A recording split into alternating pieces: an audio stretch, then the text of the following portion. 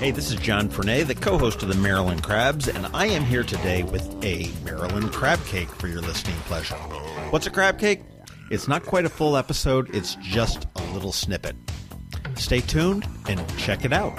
And make sure you check us out on themarylandcrabs.com. You can follow us on Twitter at MD Crabs Podcast, or find us on Facebook at the Maryland Crabs Podcast. And don't forget, subscribe, rate us, iTunes. Go there now.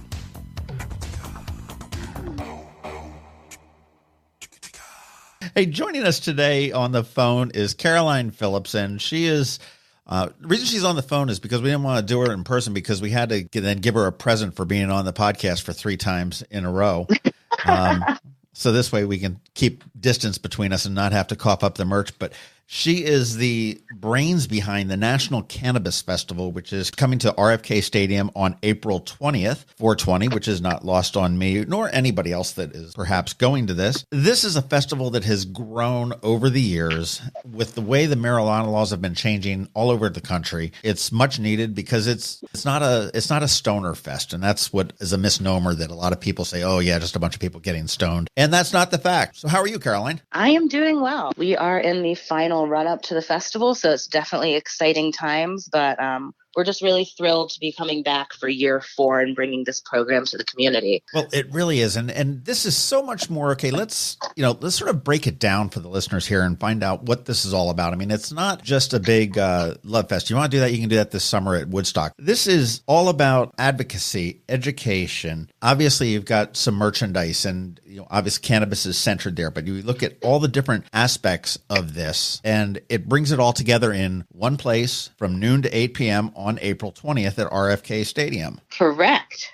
And you also bring in lots of entertainment. We do. We have Ludacris and Action Bronson and Biz Markie headlining this year. So it's going to be a really fun afternoon of music for all people of all ages. I'm really excited about that. But also, the rest of the program that you were touching on, I'm happy to talk about that a little bit. Well, let's look at this chronologically. There's something that's kind of interested me. You've got this National Policy Summit at the museum on 4/19, which will probably be the last time you're able to have it at the museum because they're closing it down at the end of the year, and that's a real bummer. But this is a free event for anybody that wants to come, and it goes on from 9:30 to 4:30. And what's it all about? Correct. So the Policy Summit at the museum is an exciting event. It's really kind of a convening of unlikely allies. And what I mean by that is we work to bring together interesting people that you would hear from on the news or hear from on Capitol Hill, but may not agree on every issue. I think we can all acknowledge that we're living in a country today where a lot of people don't agree on things politically. But what these different speakers from different sides of the aisle who may not agree on a lot of other things do agree on is that it's time to legalize cannabis at the federal level and to have more scientific testing around this plant.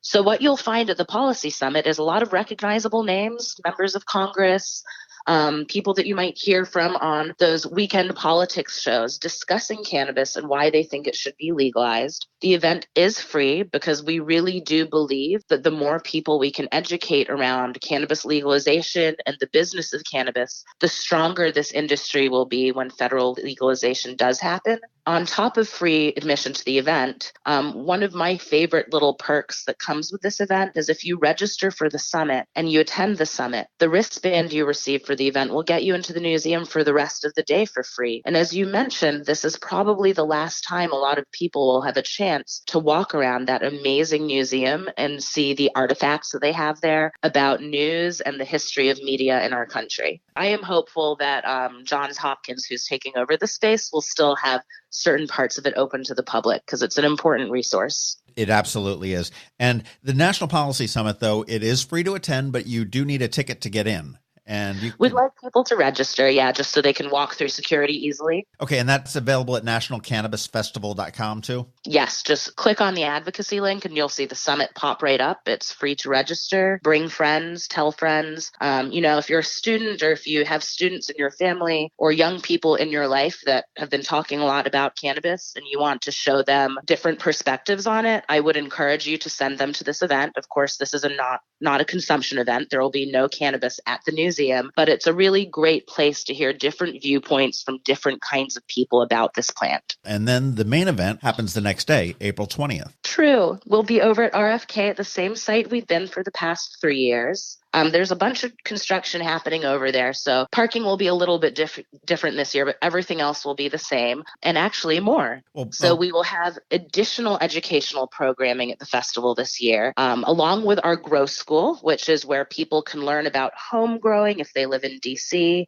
They can learn about commercial cultivation. They can also get tips and tricks on different processes for the plants once they've been harvested. We will also have our education pavilion, which is where we talk about politics and lifestyle things around cannabis. The education pavilion is sponsored by Weed Maps, and it's home to our Canna Tank contest, which is our entrepreneur contest. This year, we are introducing the hemp pavilion. So we'll have the King Weedy Hemp Pavilion and CBD Pavilion, where folks will be able to learn everything and anything about CBD and how we're going to be using hemp in our everyday lives for things like roads and tires and concrete. What's CBD? CBD is cannabinoid. That is the non-psychoactive element of the cannabis plant. There's THC. That is what gives people the high that we're always talking about. And then CBD has been known to help with inflammation, with chronic pain.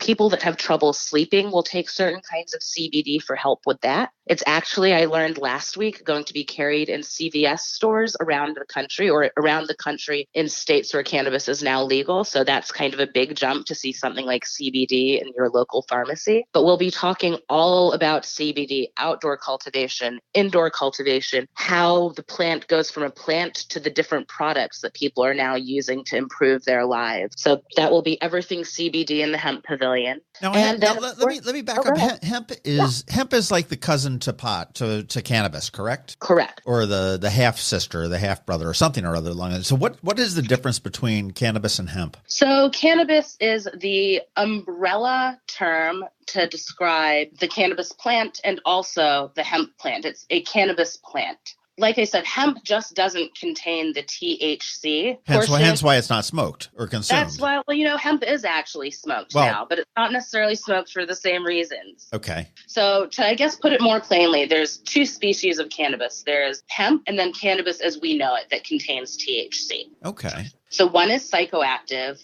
one is not. And there is a big push to get hemp out of this nationwide, to get hemp out of this classification of it's a bad drug thing. Well, right? So hemp recently was removed from that classification. Hemp, it was legalized under the Farm Bill earlier this year. So hemp is now legal. And the United States Postal Service actually also last week just released information on how people can go about shipping hemp from state to state. It's going to be a major industrial crop in this nation. So this is a huge moment. What we're waiting for is for cannabis to be descheduled. Right now, cannabis is a Schedule I drug. That means we can have no scientific testing for it. It means that right now the federal government does not recognize any medical properties in the cannabis plant. There have been a lot of studies in other countries and also with folks who have been able to do some scientific testing in the United States that would really counter that. And I think that seeing the way that hemp has been embraced and seeing hemp start to arrive in wellness stores like CVS, I think that's a great sign for things to come for cannabis. I guess you can kind of consider hemp the first line of defense. And we've gotten past hemp, so now we can go to cannabis. And hopefully the responsible next step will be to allow scientific testing so we know exactly what we're dealing with and how best to use it. That's fantastic. Yeah, it's really exciting. So, hopefully we'll start to see some progress in that direction soon. But if folks would like to learn more about hemp and more about the difference between hemp and cannabis, they'll be able to go to the DC Medical Cannabis Trade Association Wellness Pavilion at the festival, where the professionals who represent our cultivation centers and dispensaries in DC will be breaking down this science for you and explaining how you can use these products in your daily life. This festival is much more than just, celebrating cannabis. This is, the wellness, the health aspect, the education is certainly huge there. And yeah, let's have entertainment. We got to have fun while we're out there as well.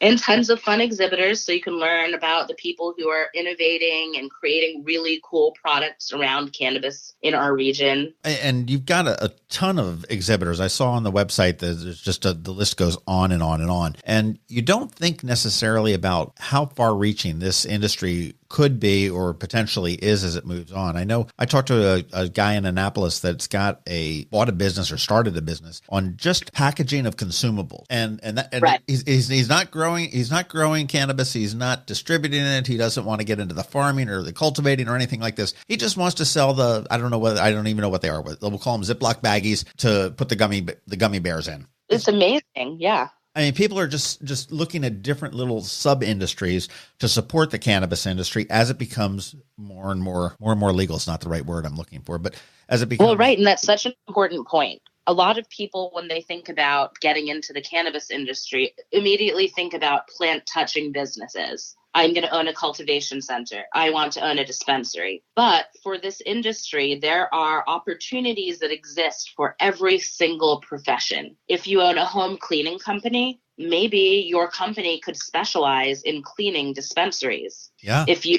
own a marketing company, maybe your social media team could specialize in figuring out how to help cannabis companies get past a lot of the censorship that we deal with online. And at that, I'm going to give a shout out to Brand Joint right here in Annapolis, which is doing just that. Exactly. And her team are incredible, and we're really excited that they will be joining us this year at the festival. They saw this thing coming 3 years ago and jumped right on it. I mean, way ahead of the wave, and it's all they do is they market to the cannabis industry. Actually, I've been holding out on you, I just realized. What? So what is actually going to get announced within the next day or two is we have a full 420-week program this year. So for us, National Cannabis Festival week starts on April the 12th. Wow, okay. I guess I should tell you what's going on that week. Yeah, we thought it all started on the 19th. Okay, come clean with it, Caroline.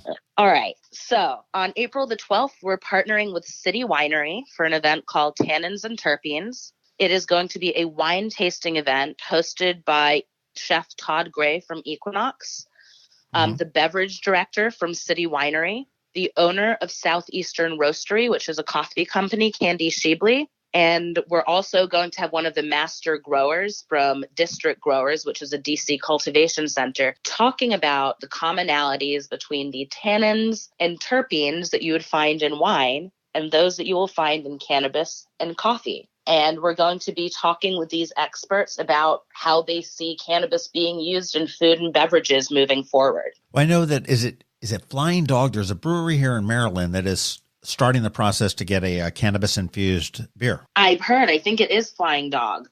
That is exciting. It's really cool to see all of this stuff start to take hold on the East Coast so we don't have to rely on California and Colorado for all of this exciting stuff. We have our own little scene here now. It's really cool. That is. What else is going on? Is there anything else after the April 12th? Oh, yeah. We do things. So on the 13th, we're doing a book reading in Petworth in DC. The book reading is called Cannabis Legalization in the Time of Mass Incarceration. So kind of heavy stuff, but we will have a local community activist doing a reading from one of his novels, and some of our advocates here in the city talking about what it's like for a lot of the community members in DC who have maybe been locked up for cannabis or had family members locked up for cannabis who are now seeing this become a big new industry.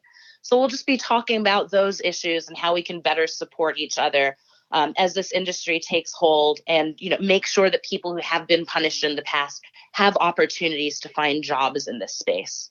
Where's that going to be in Petworth? That's going to be at Loyalty Bookstore, which is a brand new woman-owned bookstore in Petworth. So then on Sunday, and this seems like it might be up the alley for a lot of your listeners, we're heading over to DC Brow Brewing Company for an event called Hemp and Hops.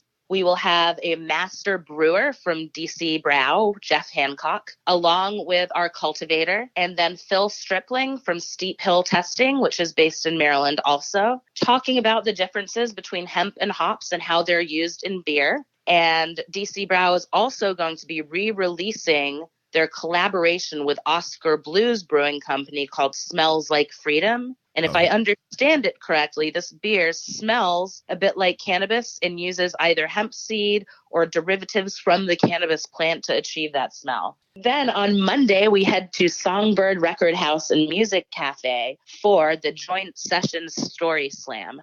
I figure you are kind of a big podcaster. I mean, we're on one right now. I really love listening to stories on podcasts. I love hearing stories told by the people who've experienced them. So this event is going to be stories about cannabis as told by the people they happen to. So we'll have a couple of special guest speakers telling stories, but then we're also going to be inviting people in the audience to jump on the stage and tell their story for 4 minutes and 20 seconds. That's very cool. That should be a fun night. So what are the stories? Whatever you want to talk about? I mean, they really range. We have some fun stories about just, funny nights out with friends.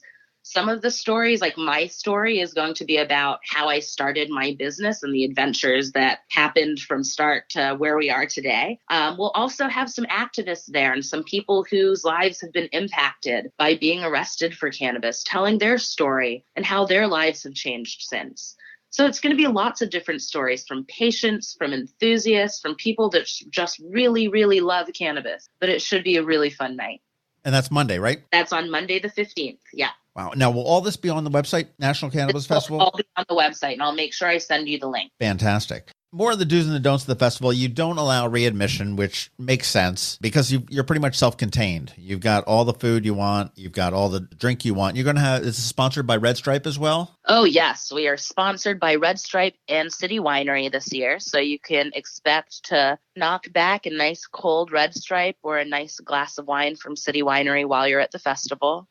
We also have a very, very, very extensive munchies zone. I think that our food court actually rivals that of any food truck food festival. I did a quick count on the website, and right now there's 31 different venues to eat. Oh, and that's just getting started. I think that we still probably have, I think we'll probably end up around 50 different options for people, lots of vegetarian options, lots of vegan options, but it's going to be a smorgasbord of food, which I think is appropriate for our audience. The one thing I love about your festival is that you guys always offer like free water. And now granted, yes. April is not usually the dog days of August where you're killing yourself in the heat, but it is nice to have free water if you're not going to be, drinking the beer or you don't want the soda that's going to just, go right through you. And that's nice. I mean, you've got medical attention there. You've got security there. I read the facts that you're not allowed to bring in swords or sabers or machetes or anything like that. So that's always a good thing. Yeah, we're trying to discourage dueling at the festival this year. So we've got a Renaissance Festival for that kind of stuff. Exactly. We can do only so much at National Cannabis Festival. We can't do everything there. That is true. And one thing I wanted to talk about a little bit is the veterans. And you are a big supporter of veterans. And I know that you have given away 200 tickets through different veterans organizations and whatnot to vets that want to come to the Cannabis Festival. But you do have a separate veterans lounge. We do. So, at the festival this year, we realized that it would be really important to provide a place for veterans to meet each other. For a lot of our service members, they've spent so much time sacrificing time with their family, time with their friends to serve our country. And for a lot of them who choose to medicate with cannabis, it's not something they can talk about openly. They're afraid of losing their benefits. They're afraid of being judged by other people in the community. But the fact of the matter is that for a lot of them, this is their best option for living a healthy lifestyle and for being active parts of their family's lifestyles. It helps so much with PTSD. So we wanted to create a space at the festival that was quiet, that had tables, chairs, some free refreshments, where our veteran guests could just walk in, sit down, and talk to each other. We hope that they all leave the festival with new email addresses and names of other people who live regionally or maybe traveled in from other places who they can reach out to if they need to. And we hope that they build networks of other people that they feel safe with talking about this plant that they use for medicine. Now, how do they get in on that? Just bring a veteran's ID to the gate? So, or I guess it's not a veteran's ID. It's a military ID, either retired or...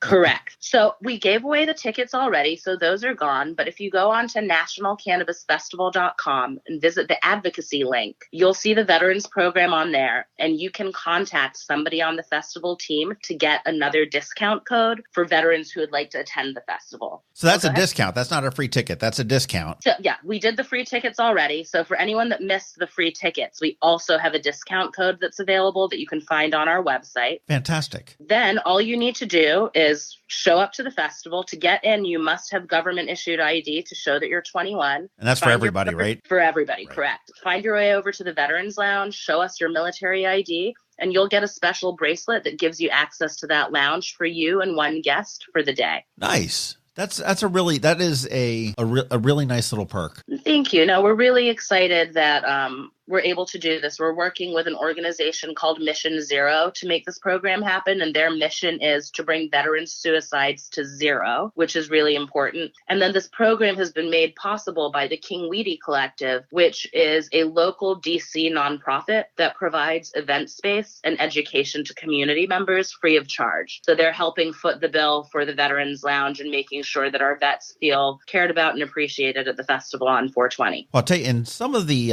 education thing, do you have a thing that would educate lawmakers that medical cannabis dispensaries are not like these drug-infused junkie kind of hangouts? We've got an alder person, which is our counselor here in the area, and she is just hell-bent on anything cannabis related, and it's hysterical that she's thinking that they're going to be dealing drugs there, and it's going to be, and I'm like, this is, they're more apt to go to CVS and get the Sudafed and try to sell that than they are to buy, weed through a medical dispensary. Right.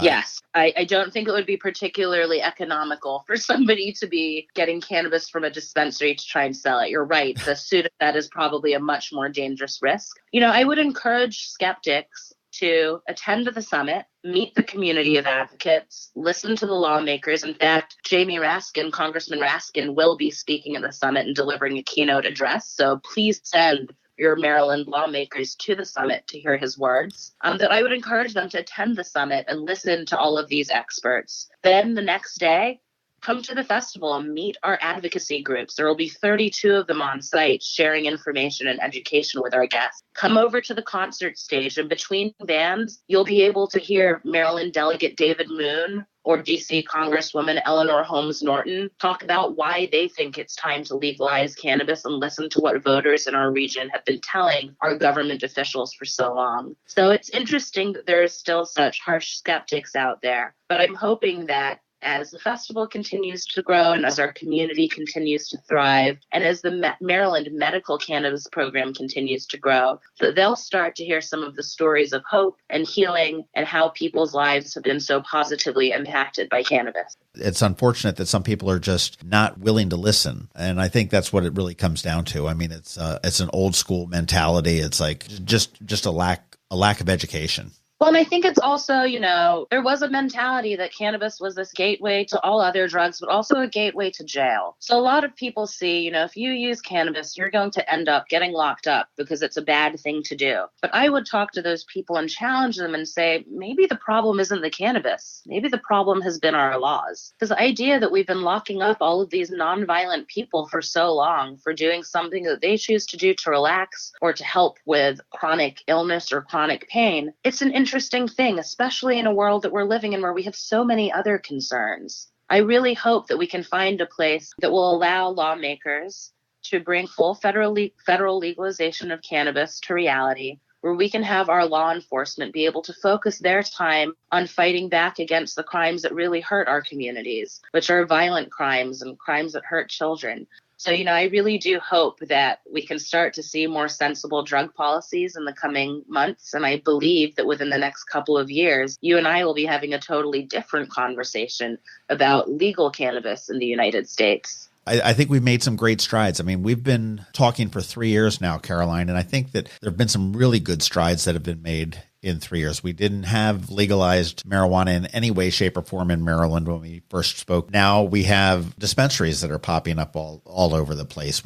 We've got the growers, we've got the cultivators, it's exciting. It's exciting times, I think, for the cannabis industry. I think it's exciting times for any number of things. And I think that the National Cannabis Festival really sort of brings it all together and shows what the situation is and what the potential can be. Well, thank you. Yeah, I like to think that the festival is sort of a snapshot on what cannabis culture could be, when we get these more progressive laws in place. But you're right. It's a really vibrant community. It's a diverse community. And it's been really exciting to see people start to develop these new ideas and ambitions around starting their own businesses, whether they touch the plant or not. And I think I'm an example of that. I'm someone who doesn't own a plant touching business, but has had a really wonderful experience using my skills that I've developed throughout my life, not in the cannabis industry, bringing them into the cannabis industry to be able to produce this event. So I would encourage any of your listeners that have ambitions about being an entrepreneur or interested in exploring and learning more about cannabis to see if maybe they have a business idea that would work well in this space, to come and check out some of our events during National Cannabis Festival's 420 week, and then come and visit us at the summit and the festival. It really is going to be a great way to kind of wrap your brain around what the cannabis industry in the United States looks like now and what it could look like in the next couple of years. Just out of curiosity, quick question as we wrap up here. How many arrests did you have at the Cannabis Festival last year? 0. We had 0 in 2017 and 0 in 2016.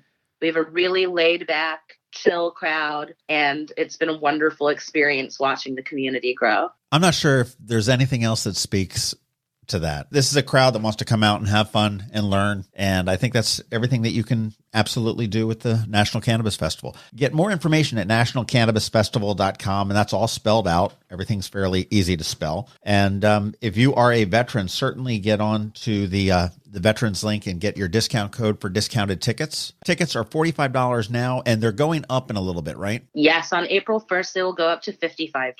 And is it $55 at the gate? At the gate on the day of the festival, if we have tickets remaining, they will be $65. You should buy them now, obviously, to save a couple bucks here and there. But you guys have really been very crowded, and I don't know whether it's been a complete sellout in the last couple of years or not. But I would suggest that get the tickets now, because the $65 ones at the gate are probably not going to be available, certainly through the whole day, I would imagine. That is true. Last year we did sell out. We put a couple of tickets for sale at the gate, but that was a long line. So I would encourage people to grab tickets in advance if you can. And parking there is $20 in the lots. Correct. And what is the metro stop there? Stadium Armory is the easiest metro stop. Or if folks are feeling adventurous, you can ride to Union Station and hop on one of the trolley cars down H Street. Okay. I didn't know they had trolley cars that did that. Are you coming to the festival this year?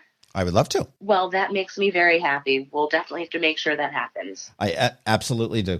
Caroline, thank you very much for your time and telling us all about the National Cannabis Festival. I do look forward to it. I'm looking forward to getting down there and checking it out. And I know my son went 2 years ago, had a great time. I had a friend of mine who is a porter here in town that was suffering from post-surgery issues. And she went to learn a lot about it and said it was very worth her time to go there as well. So you've got a great crowd that you've assembled there. And I think you've really put on a great festival. Thank you. To dispense it's just a bunch of stoners getting around there. There's going to be stoners there, but it's not what it's about. It's about the education. It's about the advocacy. And it's about connecting with people that have something in common. And that's nothing wrong with that. Well, thank you so much for those kind words. We do have some tickets for you to give away to listeners. So cool. I'll be looking out from you to hear who those winners are. But we'll have, I think, 2 pairs of tickets for you to be able to give away. Fantastic. Hopefully lots of folks from Maryland will come and join us as they do every year. We're super excited for year 4 of National Cannabis Festival. Well, I'll tell you what, for anybody that's listening, just send me an email over at info@themarylandcrabs.com and just say that you would like a pair of cannabis tickets, and we'll randomly pick a couple winners for that. And thank you very much for your generosity on that. Absolutely. Thank you for having me back for year 3. We are. Now we're gonna have to wait another 7 years until we get to do it on 420 again, aren't we? That's true. Or it might be 6 years. There might be a leap year in there. There might be, but at least, I guess if we wait 7 years, it will be our 10-year anniversary, which should be kind of like a big deal show that we do together anyway. It definitely should be. Absolutely. We'll start planning now. Yeah, God, no, right? Caroline Phillips, thank you. Everybody, go check out nationalcannabisfestival.com. And if you aren't doing anything on the 19th or 20th in particular, or anything leading up into that, there's tons of stuff that's going to be available for you to do. I do encourage you to get educated. There's nothing wrong. You may not partake in it. There's nothing wrong with getting educated on what it is and really what it's not. Exactly. Well, thank you so much for having us on, and I cannot wait to see everybody come out for an epic 420 weekend in D.C. at the National Cannabis Festival. Fantastic. We'll talk to you later, Caroline. Thank you. Thank you. This has been the Maryland Crabs podcast with Tim Hamilton and John Fernay. Sure to follow them in all the regular places, Facebook, Twitter, YouTube, and online at themarylandcrabs.com. Take a moment to rate us on iTunes. Now, get the hell out of my kitchen. Seriously, go! You're still here? It's over. Go home.